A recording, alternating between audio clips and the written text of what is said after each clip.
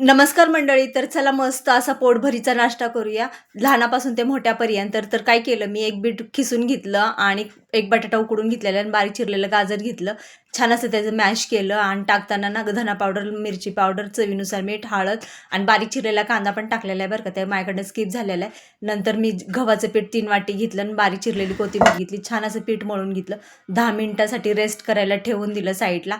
नंतर ते 10 मिनिटानंतर हे पीठ घेतलं. पीठ छान परत एकदा मळून घेतलं आणि अशी छान एक गोळा घेतला छान पिठाचा, जसं चपाती करतो ना त्याप्रमाणे असं मस्त लाटून घेतलं. एकीकडे पॅन ठेवला, पॅनवर थोडंसं तेल टाकलं, तेल टाकून छान असं आलटी-पलटी भाजून घेतला. खूप मस्त झाला होता हा पराठा. तुम्ही नक्की करून बघा. एक पराठा माझा ना मध्येच चीर पडली होती, पण दुसरा पराठा खूप मस्त झाला होता बरं का. असे मी टोटल 4 पराठे केले होते.